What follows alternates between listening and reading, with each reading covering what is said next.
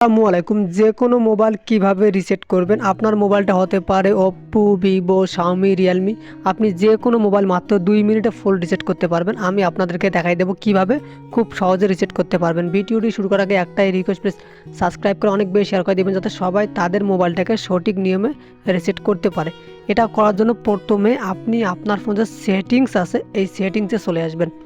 আসার পর দেখেন এখানে অনেকগুলো অপশান থাকবে। তো আপনার ফোনটা ওপ্পো, ভিভো, রিয়েলমি যে কোনো ব্র্যান্ডের হতে পারে। আপনাকে কোনো কিছু করতে হবে না।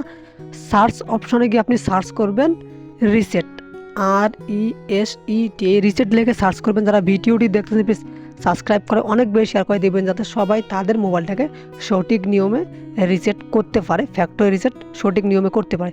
এখান থেকে লেখা আছে রিসেট অপশন। আপনি এটা করতে হবে না, নিচের দিকে আসবেন। এখানে দেখেন একটা অপশন লেখা আছে, এই যে ইরেজ অল ডাটা। দেখেন এখানে সুন্দরভাবে লেখা আছে ইরেজ অল ডাটা নামে একটি অপশন আছে। আপনার থাকতে পারে ফ্যাক্টরি রিসেট। তো আপনি ইরেজ অল ডাটা বা ফ্যাক্টরি রিসেট এর উপর ক্লিক করবেন। ক্লিক করার পর 3 নম্বর যে অপশনটি আছে ইরেজ অল ডাটা এর উপর ক্লিক করবেন। ক্লিক করার পর দেখেন ইরেজ অল ডাটা আছে, এখানে ক্লিক করবেন। এখন গুরুত্বপূর্ণ কথাগুলো বলি। আপনি এখানে আপনার পিনটা দিবেন, স্ক্রিনের পিনটা দিবেন। পিনটা দিলেই কিন্তু আপনার ফোনটা রিসেট হয়ে যাবে।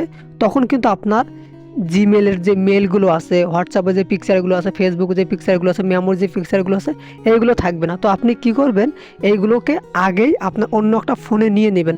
অথবা আপনার কিন্তু থাকতে পারে ব্যাকআপ স্টোরেজ, সেখানেও ক্লিক করলে কিন্তু আপনার ব্যাকআপ হয়ে যাবে।